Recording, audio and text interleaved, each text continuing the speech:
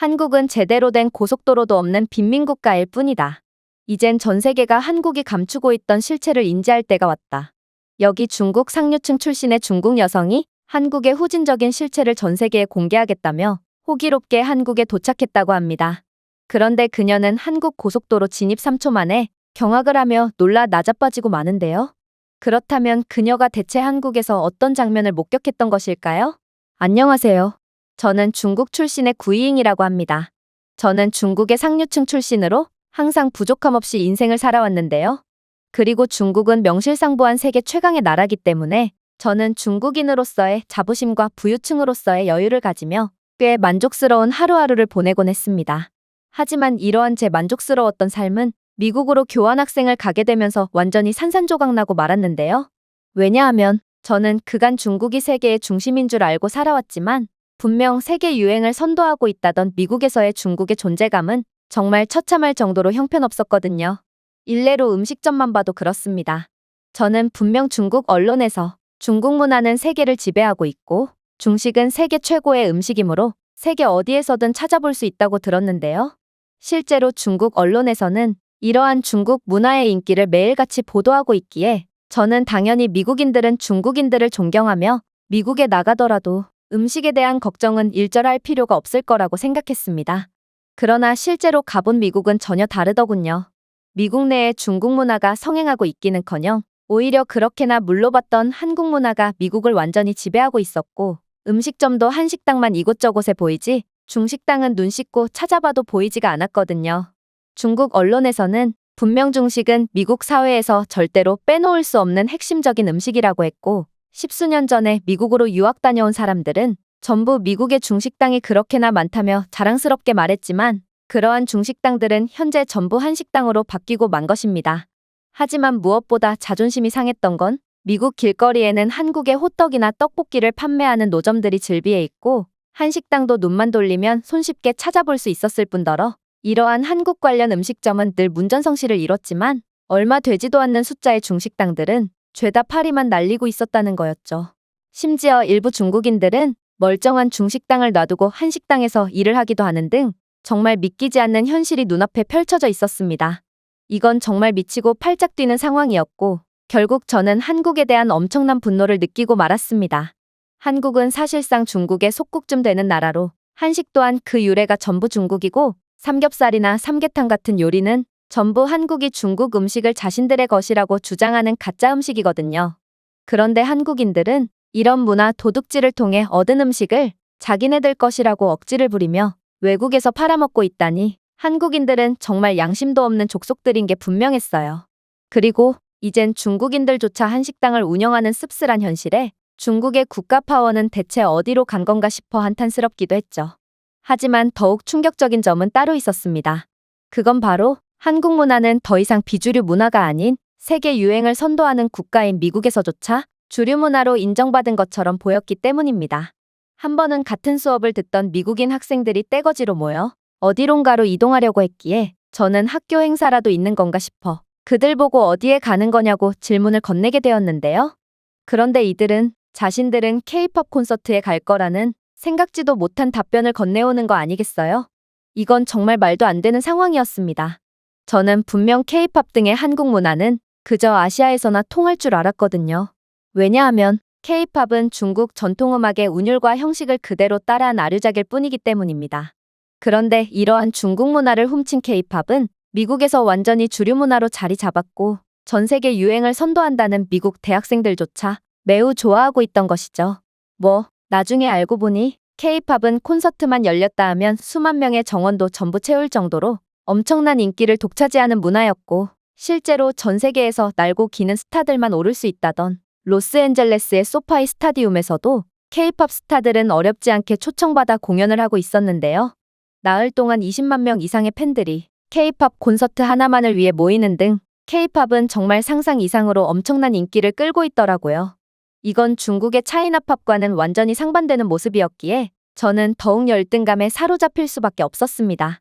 중국의 차이나팝은 중국 정부 차원에서 홍보를 위해 천문학적인 자금을 쏟아붓기도 했고 분명 중국 언론에서는 현재 미국에서의 중국 음악의 입지는 K-팝을 완전히 추월한 상태라며 대대적으로 보도했거든요. 그러나 현실은 미국에서 중국 음악 중 한 곡이라도 아는 사람은 단 한 명도 없을 뿐더러 대부분의 미국인들은 중국은 아직도 동양풍의 전통음악만 듣고 사는 줄 알더라고요. 그리고 제가 K-팝의 원조 격인 중국 음악을 알리려고 노래를 틀기라도 하는 날에는 미국인들은 하나같이 중국어 소리가 듣기 싫다며 당장 끄라고 윽박을 질렀기에 저는 이러한 비참한 현실에 항상 고개를 숙여야만 했습니다. 한국 드라마는 또 어떻고요? 솔직히 중국인들도 한국 드라마에 거의 미쳐있는 경우가 많은데 미국인들의 경우에는 그러한 중국인들보다도 훨씬 더 한국 드라마를 좋아하고 있더라고요. TV 채널을 돌려봐도 한국 드라마가 방영되고 있는 채널들은 정말 수도 없이 많은데 비해 중국 드라마를 방영해주는 채널은 단 하나도 없었거든요. 수백 개의 채널 중에 단 하나도 말입니다. 한국 드라마 자체가 중국의 전통 경극 및 공연의 형식을 그대로 따라한 가짜이므로 저는 이러한 베끼기로 인해 탄생한 한국 드라마는 마땅히 아시안 드라마를 따서 A 드라마로 불려야 하지 않나 싶은 생각을 하기도 했는데요. 아무튼 한국은 중국으로부터 도둑질한 문화로 엄청난 이익을 보고 있는 중이었어요. 저는 이러한 상황을 도저히 견딜 수가 없었고 한국에 대한 열등감과 분노에 휩싸여 한국을 깎아내리기 위해서라면 무슨 짓이든 할 수 있을 것 같은 기분이 들었습니다. 그리고 며칠이 지나지 않아 제게 한국의 남의 것을 도둑질하고도 자신의 것이냥 행세하는 뻔뻔한 행보를 전 세계에 공개할 아주 좋은 기회가 찾아오게 되었죠. 그건 바로 강의시간 중 교수님께서 미래의 전기차 패권은 어떤 국가가 쥐게 될 것이냐는 주제를 들고 오셨거든요. 많은 전문가들이 곧 전기차 시대가 도래할 것이라고 예측하고 있습니다. 그리고 이들은 이제 몇 년만 지나면 내연기관 차량은 볼 수 없게 될 거라고 주장하고 있죠. 마치 기존의 휴대폰이 전부 사라지고 이제는 전부 스마트폰으로 대체된 것처럼 말입니다. 물론 이러한 예측이 틀릴 수도 있겠지만 만약 예측이 맞다고 가정한다면 이 엄청난 전기차 시장은 과연 누가 지배하게 될까요? 일본? 독일? 그럴 리 없습니다. 일본과 독일은 확실히 내연기관 차량 부분에서 엄청난 기술력을 자랑하는 국가입니다. 그러나 이들은 전기차로의 전환을 전혀 준비하지 못했고 전기차 기술력이 거의 전무한 수준이죠. 그렇다면 이 압도적인 시장을 장악하고 그에 대한 이익을 전부 가져올 국가는 과연 누가 될까요? 이건 아무리 봐도 답이 정해져 있는 상황과 다름없었습니다. 중국은 전기차 강국으로 국가 차원에서도 엄청난 투자를 하고 있는 국가기 때문이죠. 그래서 저는 곧장 손을 들게 됩니다. 당연히 중국입니다. 기술력만 봐도 중국은 이미 미국을 뛰어넘은 세계 최고기 때문이죠. 그리고 이러한 중국의 강력한 면모는 한국만 살펴봐도 쉽게 알 수 있습니다.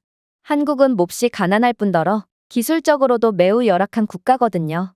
실제로 한국의 기아나 현대 등의 차량 브랜드가 존재할 수 있는 이유만 해도 중국이 열악한 한국을 가엾게 여겨 기술력을 제공해 주었기 때문입니다. 한국은 중국의 속국과 다름없는 국가로 이러한 중국의 지원 덕분에 근근히 먹고 살아가는 국가거든요. 그리고 최근에도 중국은 한국의 전기차 기술력의 일부를 제공했고 덕분에 한국은 전기차를 만들 능력을 갖게 되었죠. 즉, 한국의 전기차가 전 세계로 수출되는 것만 봐도 이는 중국이 세계 최고라는 것을 증명하는 꼴이라는 말입니다. 애초에 한국의 전기차 기술 자체가 중국이 한참 전에 개발해냈고 더 이상 필요가 없어서 한국에 전수해준 기술이거든요. 그러니 만약 중국이 최신 기술력을 선보일 때가 된다면 중국은 곧바로 전 세계를 지배하게 되겠죠. 저는 이로써 사람들이 한국의 가난한 실체를 알아줬으면 하는 마음을 가졌습니다. 한국은 모든 것을 중국에 의존하고 있는 주제에 이상하리만큼 이미지가 좋기 때문이죠. 그러나 교수는 그런 저를 한심하다는 듯 쳐다보더니 이내 경악을 금치 못할 답변을 해오기 시작하더군요. 중국이 한국의 전기차 기술을 전수해줬다고요? 학생은 현재 한국의 기술력 수준이 어느 경지에까지 이르렀는지 전혀 모르고 있군요. 일단 중국은 배터리 기술력부터 한국의 수준에 전혀 따라오지 못하고 있습니다. LG 에너지 솔루션, SK 이노베이션, 삼성 SDI와 같은 기업이 주도하는 한국의 첨단 배터리 기술은 현대와 기아뿐만 아니라 전 세계 주요 자동차 제조업체에도 전력을 공급하거든요. 그러나 중국은 어떻죠? 물론 중국의 배터리 기업들은 분명 저가 정책을 통해 다른 자동차 제조업체에 전력을 공급하는 일부의 계약을 따내긴 했습니다. 그러나 중국산 배터리는 에너지 밀도와 수명이 명시된 것보다 한참 뒤처졌고 또 이마저도 안정성이 형편없어서 저절로 폭발하곤 하기에 지금은 모든 계약이 끊기며 신뢰성이 아예 없는 중국산 배터리를 아무도 쓰려고 하지 않죠. 하지만 한국의 전기차 배터리는 높은 에너지 밀도, 긴 수명, 우수한 안전 기능으로 매우 유명하고 현재 전 세계의 주요 자동차 기업들로부터 엄청난 러브콜을 받고 있습니다. 이렇듯 기본도 안 된 중국산 전기차를 대체 누가 타려고 할까요? 제가 듣기로는 중국인들조차 중국산 전기차를 절대로 구매하려고 하지 않으며 안정성이 검증된 한국산 전기차를 구매하는 추세라고 합니다. 그러나 중국이 한국을 따라잡으려면 아직도 한참 멀었다는 것을 증명하는 가장 결정적인 부분은 따로 있죠. 바로 한국의 전기차 기술은 전 세계로 수출되며 이러한 최첨단 기술로 하여금 막대한 이익을 얻고 있는데 반해 중국은 이러한 강력한 전기차 기술력을 가진 한국에 의해 국가 수주 경쟁에서 연패하며 이제는 저가 정책조차 통하지 않는 처참한 모습을 보여주고 있거든요. 일례로 현대의 유럽으로의 대규모 전기 버스 수출 계약을 들 수 있을 텐데요. 현대는 유럽의 친환경 대중교통 추진의 일환으로 여러 유럽 도시에 수소 전기 버스를 수출하는 주요 계약을 수주했거든요. 스위스, 독일, 네덜란드의 도시에서는 인상적인 효율성과 무공해를 자랑하는 현대의 수소 버스를 주문했는데 이것만 봐도 유럽은 내연 기관에만 안주하여 새로운 것을 받아들이려 하지 않았고 결국 수소 전기차 기술에 한참을 뒤처져 이제는 한국의 기술력에 의존할 수밖에 없다는 것을 알 수 있죠. 중국 또한 돈 냄새를 맡고 한국과 더불어 수주 경쟁에 뛰어들기도 했습니다. 하지만 중국이 열악한 기술력을 저가 정책으로 메꾸려고 아무리 발버둥을 쳐도 결국에는 한국의 적수가 전혀 되지 않았죠. 유럽 입장에서는 중국이 아무리 저가 정책을 내세우더라도 한국을 선택할 수밖에 없는 결정적인 이유가 있었거든요. 왜냐하면 현대의 전기 버스는 한 번 충전으로 400km가 넘는 주행거리를 가져갈 수 있으므로 도시 교통에 상당한 긍정적인 영향을 미칠 수 있었기 때문입니다. 반면에 중국산 전기차는 한 번의 충전으로 한국산 전기 버스의 절반도 안 되는 주행거리만을 보여줄 뿐이고 이조차도 안정성이 없어서 충전을 하면 할수록 효율이 감소해 6개월도 안 되었는데 주행거리가 100km 이하로 줄어드는 처참한 수준을 보여줄 뿐이었습니다. 그러나 한국이 만든 전기버스는 극한의 환경이나 오르막길 등 어떠한 환경에서도 끝까지 최대 효율을 유지하는 괴물 같은 성능을 보여주므로 유럽 입장에서는 한국과 계약을 안 할 수가 없었던 것이죠. 하지만 한국의 소름 돋는 점은 이뿐만이 아닙니다. 현대는 스위스에서 엑시언트 연료 전지 트럭을 출시하여 유럽에 배치된 최초의 연료 전지 대형 트럭을 기록했기 때문인데요. 현대는 2021년에만 46대 이상을 인도했으며 스위스 전역에 수백 대를 추가로 배치하는 계약을 따냈다고 합니다. 스위스는 이러한 국가 수주 계약에 있어서 상당히 보수적인 입장을 보이는 국가라는 점을 고려한다면 이건 정말 놀라운 일이 아닐 수 없습니다. 현대의 기술력이 그만큼 압도적이었다는 소리고 이번 계약을 통해 한국은 이제 스위스를 넘어 유럽 전기차 시장 전역을 지배할 수 있는 발판을 마련했다는 뜻이거든요. 물론 중국도 이러한 유럽 시장에 진출하기 위해 스위스의 국가 수주 경쟁에 뛰어들었습니다. 그러나 중국의 수소차 기술은 한국의 발끝조차 못 미치는 게 현실이었죠. 현대의 엑시언트 트럭의 주행거리는 1회 충전 시 400km이며 수증기만 배출하여 지속 가능한 물류를 실현할 수 있기에 다른 경쟁자들을 압도하는 성능을 자랑한다고 볼 수 있었지만 중국은 애들 장난감 수준의 수소 트럭을 선보였을 뿐이었거든요. 중국은 그저 성능 조작으로 어떻게든 일단 계약만 성사시키기로 작정했지만 그러한 조작도 제대로 못해서 결국 들통나고 쫓겨나 버릴 뿐이었습니다. 그런데 이렇듯 모든 객관적인 지표가 한국이 중국을 압도한다고 설명하고 있는데 어떻게 중국이 한국의 기술을 전수해주느냐는 3살짜리 아이도 안 믿을 한심한 거짓말을 할 수가 있단 말이죠. 중국인들은 정말 입에 침도 안 바르고 뻔뻔한 거짓말로 다른 국가들을 비하하곤 하던데 이렇듯 현실을 보려고 하지 않고 회피만 하니 중국의 기술 발전이 없다는 것을 염두에 둬야 할 것입니다. 한국을 좀 보세요. 한국은 자신들의 약점을 용기 있게 받아들였고 늘 보완하고 수정해 나갔습니다. 그래서 지금은 세계 최고의 전기차 기술력을 가지게 되었죠. 그리고 그런 한국이기에 만약 전기차 시대가 본격적으로 도래한다면 한국은 이 모든 파일을 가로채가며 미국을 위협하는 새로운 초일류 경제대국으로 발돋움할 것입니다. 전기차 시장은 천문학적인 경제적 이익을 보장하므로 이러한 최첨단 기술에 미리 준비해놓은 한국은 전례 없는 이익을 독점하며 압도적인 국가로 재탄생하게 될 거라는 말이죠. 이건 정말 말도 안 됐습니다. 저는 이러한 모든 정보를 중국 공영방송에서 직접 얻었고 공영방송이 거짓말을 칠 리는 절대로 없었거든요. 그리고 애초에 한국은 몹시도 가난한 국가로 차량을 가지고 있는 사람 자체가 거의 없어서 한국에서 차량을 끌고 다니는 사람들 중 90%가 중국인들이라고 했는데요. 한국은 중국의 속국이므로 한국에 자유롭게 왕래하는 중국인들이 차량을 구매해서 타고 다니는 거죠. 그런데 이런 가난한 한국이 중국보다 더 뛰어난 기술력을 가지고 있다니 이건 도대체가 말이 안 되는 상황이었습니다. 그러나 교수님이 내민 한국에 대한 증거들은 너무나도 명백했고 결국 저는 아무런 반박도 할 수가 없었습니다. 저는 논리는 없고 자존심만 남은 처참한 상황에 직면했고 그럼 제가 직접 한국에 방문해서 한국의 열등하고 후진적인 면모를 전부 포착해오겠다며 악을 질러버렸는데요. 제가 틀렸다는 건 중국의 공영방송이 거짓말을 하고 있다는 뜻과 같았기에 이건 있을 수가 없는 상황이었거든요. 결국 저는 한국에 직접 방문해서 교수의 주장이 틀렸다는 증거들을 포착해 옴으로써 중국의 자존심도 세우고 또 한국의 가난한 실체를 공개하며 전 세계에서 모인 학생들에게 현실을 알려주기로 마음먹었던 것입니다. 그렇게 저는 연휴를 이용해서 곧장 한국으로 향했습니다. 가난한 한국은 절대로 가고 싶지 않았지만 저는 복수를 해야겠다는 일념하에 마음을 단단히 먹기로 했는데요. 그런데 저는 한국에 도착하자마자 정말 생각지도 못한 장면을 목격하고 말았습니다. 왜냐하면 공항 벽에는 웬 렌터카를 홍보하는 문구와 QR코드가 삽입되어 있었기 때문인데요. 그런데 홍보물에는 QR코드를 스캔하면 별도의 앱을 통해 1분 만에 렌터카를 빌릴 수 있다고 쓰여 있는 거 아니겠어요? 이건 정말 말도 안 되는 소리였기에 저는 실소를 터뜨리며 한국은 역시 거짓말뿐인 사기 국가라고 생각하게 되었습니다. 렌터카를 1분 만에 대여해준다니 이건 그야말로 미친 소리였거든요. 중국에서 렌터카를 빌리기 위해서는 최소 일주일 전에 예약하는 건 필수기 때문입니다. 중국에서는 렌터카를 빌린 뒤 그대로 훔치는 사람들이 많아서 렌터카를 빌리는 사람의 범죄 기록 증명서를 필수로 떼야 하고 별도의 사전 조사를 실시하는데 일주일은 걸리거든요. 또한 모든 절차가 완료되었다고 해도 차량의 흠집 및 상태를 확인하는데 몇 시간은 추가적으로 써야 하죠. 왜냐하면 중국은 기본적으로 서로가 서로에게 덤터기를 씌우면서 이익을 보려고 하는 문화가 존재하기 때문에 렌터카 사업자와 대여자 모두 손해를 보지 않기 위해 꼼꼼히 사전 검사를 하는 것입니다. 물론 중국에서 모바일 예약 시스템 따위는 기대조차 할 수 없으므로 붐비는 렌터카 사무실에 줄을 기다리는 데만 한 세월이죠.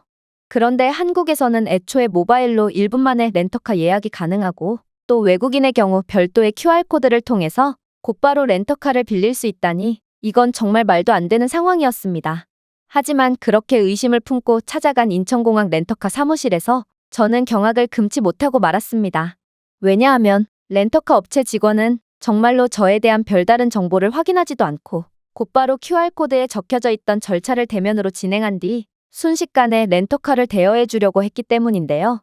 도대체 한국은 무슨 자신감으로 남을 이렇게나 쉽게 믿을 수가 있단 말인가? 중국에서 이런 식으로 사업을 운영하다간 빈털터리가 되고 말 것이 분명했기에 저는 약간의 황당함까지 느껴야 했습니다. 그러나 이러한 황당함도 잠시 저는 곧 충격적인 경험을 하게 됩니다. 왜냐하면 한국 렌터카 업체에는 차량의 선택의 폭이 굉장히 넓었기 때문인데요. 분명 중국 언론에서는 한국은 매우 가난한 국가라서 차량을 가지고 있는 한국인들의 숫자는 극히 드물다고 했는데 렌터카 업체는 그러한 소식을 비웃기라도 하듯 SUV나 스포츠카, 각종 고급 및 특수 차량부터 전기 및 하이브리드 자동차까지 정말 없는 자동차가 없더라고요. 또한 AI 시스템을 이용해 고객의 여행 요구사항, 선호도 및 예산에 따라 자동화된 추천 기능까지 제공하고 있었기에 결정 장애가 있던 저조차도 1분 만에 자동차를 렌트할 수 있었습니다. 이건 정말 말도 안 되는 시스템이었고 저는 도대체 한국인들은 뭘 믿고 그렇게나 쉽게 자동차를 대여해 줄 수 있는 거냐며 거의 따지듯 물어봤는데요. 그런데 렌터카 업체 직원은 유창한 영어를 구사하며 놀라운 대답을 건네오더라고요. 한국인들은 이런 자잘한 걸로 사기를 치지 않거든요. 그리고 한국은 이미 차량 반납 시 AI 카메라를 이용하여 신속하게 손상 여부를 검사 및 평가하므로 더더욱 렌트 과정을 오랫동안 거칠 필요가 없습니다. 그런데 렌터카를 훔치는 사람이 대체 어디에 있다고 그러시나요? 한국의 렌터카 사업이 자리 잡힌 이래로 렌터카를 훔친 사람은 단 한 명도 없는데 설마 중국인들은 렌터카를 훔치기라도 한단 말인가요? 그럴 리가요. 저는 한국인 직원의 대답을 듣고 엄청난 부끄러움이 들어 얼굴이 새빨개지고 말았습니다. 이건 중국과는 차원이 다른 신뢰의 문화였을 뿐더러 애초에 중국에서 렌트할 수 있는 차량은 상당히 제한되어 있기 때문에 더더욱 한국과 큰 수준 차이를 보였거든요. 일단 중국은 절도 문제 때문에 애초에 고급 차량을 대여해 줄 수가 없을 뿐더러 렌터카 업체의 자금 문제 때문에 저렴한 자동차만 대여해 줄 수 있습니다. 창문이 열리지 않는 차량부터 대시보드를 강하게 내리쳐야만 비로소 움직이는 고물 자동차까지 중국 렌터카 업체는 사실상 골동품 차량 전 시장과 다를 바가 없는 모습을 보여주죠. 그래서 중국 렌터카 업체에서는 대여자에게 덕트 테이프를 포함한 각종 수리 키트를 추가적으로 제공하고 느슨한 범퍼나 흔들리는 백미러처럼 일반적인 문제를 해결할 수 있게끔 하는 사용자 가이드까지 제공하고 있습니다. 주행 중 고장이 나면 고객이 임시 방편으로 고쳐야 하기 때문이죠. 하지만 한국은 그러한 열악한 중국과는 차원이 다른 시스템을 가진 국가였고 저는 한국에서 도저히 단점을 포착하지 못할 수도 있겠다는 불안감이 엄습하며 공포에 질리고 말았습니다. 그러나 그렇게 세상에서 가장 빠른 렌터카 대여를 완료한 뒤 마침내 차량에 탑승했을 때 저는 또다시 깜짝 놀랄 수밖에 없었습니다. 왜냐하면 차량 내부에서는 조금의 악취도 나지 않았고 무엇보다 차량은 약간의 얼룩도 없이 완벽하게 깨끗한 상태를 유지하고 있었거든요. 어떻게 불특정 다수가 사용하는 렌터카가 이렇게나 완벽한 상태를 자랑하고 있을 수가 있는 건지 저는 이게 꿈인지 생시인지 분간조차 안 갔습니다. 왜냐하면 중국에서는 이러한 공용 자동차는 함부로 사용하는 게 기본이고 남을 골탕 먹이기 위해 일부러 더럽게 사용하는 사람들도 상당히 많거든요. 중국인들은 자동차 안에서 담배를 피우는 건 기본이고 중국의 열악한 고속도로에서는 휴게소조차 거의 찾아볼 수 없으므로 운전자들은 차량 안에서 물병이나 비닐봉지에 소변을 본 뒤 그대로 고속도로에 던져버리는 경우도 흔합니다. 또 다음 탑승객을 골탕 먹이기 위해 발판을 들쳐 대변을 발라놓는 경우도 허다하죠. 당연히 그러한 행위에서 비롯한 악취와 지린내는 차량 안에 그대로 배기기 마련이고 따라서 렌터카 같은 공용 차량의 위생 상태는 처참한 수준을 자랑하고 있습니다. 그런데 어떻게 한국은 그와는 전혀 다른 모습을 보여줄 수가 있단 말인지 저는 도대체 이 나라의 정체가 무엇인지 궁금해지기 시작했습니다. 하지만 이러한 궁금증이 해결되기까지는 그리 오랜 시간이 걸리지 않았어요.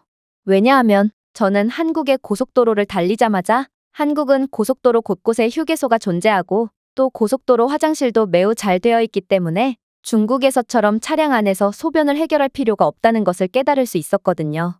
심지어 한국에는 고속도로 내에서 잡상인도 전혀 볼 수가 없었고 도로 포장 상태도 제가 본 국가들 중 가장 우수했는데요. 또한 한국 고속도로에서는 중국에서는 거의 볼 수가 없는 럭셔리카들이 즐비해 있었기에 저는 중국 공영방송에서 했던 한국에 대한 발언들을 정말로 믿어도 될까 하는 의심이 들기 시작했습니다. 중국의 경우 고속도로는 움푹 패여 있는 곳 투성이에 휴게소는 거의 찾아볼 수가 없어서 주행 중 갓길에 차량을 정차한 뒤 고속도로에서 대변을 보는 사람들을 어렵지 않게 찾아볼 수 있거든요. 하지만 한국은 정말로 중국과는 차원이 다른 국가였고 저는 한국의 생각지도 못한 모습에 기가 죽을 수밖에 없었습니다. 그러나 한국은 이런 저를 비웃기라도 하듯 더욱 놀라운 모습을 보여줄 뿐이었죠. 왜냐하면 한국의 렌터카 차량은 자율주행 기능까지 제공했거든요. 저는 한국의 도로에 익숙지 않았지만 한국 차량의 자율주행 기능은 매우 완성도가 높아서 굳이 제가 운전에 참여하지 않아도 놀랍도록 완벽한 주행 솜씨를 보여주더라고요. 심지어 이 차량은 AI 기반 내비게이션 및 음성 제어 기능까지 제공하고 있었는데요. 이러한 시스템은 실시간 교통 업데이트를 제공하고 주변 명소를 추천하며 경로를 실시간으로 조정하여 운전자가 안전하고 효율적인 경로로 이동할 수 있도록 보장하고 있었습니다. 덕분에 저는 혼잡한 구간의 도로를 우회해서 최적의 경로대로 이동할 수 있었고 기본적으로 운전은 제가 아닌 자율주행 시스템이 대신했으므로 저는 어떠한 운전 피로도도 느끼지 않으며 매우 효율적인 여정을 즐길 수 있었습니다. 사실 중국은 자율주행 기능을 개발했다고는 하지만 완성도가 형편없어서 절대로 자율주행 기능을 믿을 수가 없는데요. 중국 기업들이 자율주행 기능을 시험하다가 불완전한 기술 때문에 수많은 중국 보행자들이 희생당한 건 아는 사람들은 전부 아는 이야기거든요. 물론 중국 정부가 보도 제한을 걸면서 없던 일이 되어버렸지만 말이에요. GPS 기술도 마찬가지입니다. 한국의 GPS 기술은 혼잡 지역이나 사고 지역을 실시간으로 업데이트하며 최적의 경로를 추천해줬다면 중국 GPS 기술은 정확도가 상당히 낮은 게 현실이기에 모든 과정을 종이 지도로 대체하고 있는 상황이거든요. 하나를 보면 열을 안다고 제가 직접 운전해본 바로는 한국의 차량 기술력은 중국은 말할 것도 없고 미국보다도 훨씬 더 기술력이 뛰어나 보였고 저는 한국의 기술력을 깎아내릴 그 어떠한 단서도 발견할 수가 없었습니다. 그야말로 저는 중국 언론에 속아 한국에 대해 완전히 잘못 생각하고 있던 모양이었고 결국 대학교로 돌아가서 개망신을 당하는 일만이 남았던 것이죠. 그러나 한국이 정말로 무서웠던 점은 따로 있었습니다. 한국은 차량 기술력뿐만 아니라 인프라 또한 중국과는 궤를 달리했거든요. 일단 한국 고속도로 곳곳에는 실시간 교통 업데이트 및 대체 경로 제한, 날씨 알림을 제공하는 종합 디지털 전광판이 설치되어 있었는데요. 덕분에 최첨단 기능이 탑재되어 있지 않은 차량을 모는 운전자도 혼잡 지점과 우회 지점을 확인할 수 있어 이동 시간을 단축하고 편의성을 향상시킬 수 있었습니다. 또한 한국의 고속도로 앱에서는 고속도로 곳곳에 설치되어 있는 휴게소 현황을 정확히 알려주어 휴게소의 혼잡 여부와 주차 가능 여부까지 실시간으로 정보를 제공하여 시민들의 원활한 도로 이용을 돕고 있었죠. 저는 완벽한 도로 상태뿐만 아니라 최첨단 기술력을 통해 고속도로를 마치 22세기에서나 볼 법한 모습으로 완전히 바꿔버린 한국의 모습에 감탄을 할 수밖에 없었습니다. 중국의 경우 고속도로는 낡은 채로 유지보수를 전혀 하지 않고 있어서 중국의 도로 표지판은 존재하지 않거나 너무 희미해져 거의 읽을 수 없거든요. 심지어 일반 도로는 문제가 더욱 심각한 상태로 일부 표지판은 현지인이 직접 작성하여 왼쪽으로 돌아가시오, 큰 나무 옆에서 우회전하시오와 같은 모호한 방향을 지시하기도 하는데요. 그리고 이를 통해 더 큰 이익을 보려고 하는 일부 중국인들은 일부러 표지판을 뽑아버리고 무조건 직진하시오와 같은 가짜 표지판을 세워놓기도 합니다. 하지만 정작 직진해서 도착한 곳에는 자신이 직접 운영하는 식당이 나온다거나 하며 상상을 초월하는 사기를 치고 있죠. 자신의 가게를 홍보하려고 국가 소유의 표지판을 훼손하고 다른 운전자들에게 혼란을 주다니 이게 바로 중국의 현실인 것입니다. 물론 가짜 고속도로 요금소 문제는 더욱 심각하죠. 한국의 고속도로에서는 하이패스 시스템으로 정차하지 않고도 자동으로 고속도로 요금을 지불할 수 있지만 중국에서는 가짜 요금소를 설치해서 운전자들의 돈을 뜯는 사기꾼들이 수도 없이 많거든요. 심지어 일부 구역에서는 지역 불법 조직들이 도로를 점거해서 운전자들에게 돈을 뜯는 등 중국은 그야말로 무법지대와 다름없습니다. 저는 다른 나라들도 중국과 별반 다르지 않을 거라고 생각했지만 한국을 한번 경험해보니 저는 그동안 중국 언론에 세뇌당해왔을 뿐이라는 것을 깨닫게 되었는데요. 저는 그저 우물안 개구리가 되어 그동안 한국을 무지성으로 비난했을 뿐이었고 결국 한국에 대한 어떠한 후진적인 면모도 포착해내지 못한 채 쓸쓸히 미국으로 다시 돌아갈 뿐이었습니다. 한국은 제가 생각했던 것과는 완전히 다른 국가였고 14억 중국인들은 그저 중국 정부의 소가 하나같이 한국을 얕잡아 보고 있다는 생각을 하니 그저 이러한 현실이 답답해질 뿐이었어요. 교수님의 말처럼 중국은 현실을 직시하려 하지 않으니 절대로 발전할 수 없을 것 같다는 확신에 가까운 감정이 들었거든요. 제가 준비해온 내용은 여기까지입니다. 끝까지 시청해주셔서 진심으로 감사드리며 여러분들의 구독과 좋아요, 알림 설정은 영상 제작에 큰 힘이 됩니다. 이상 세모튜브였습니다.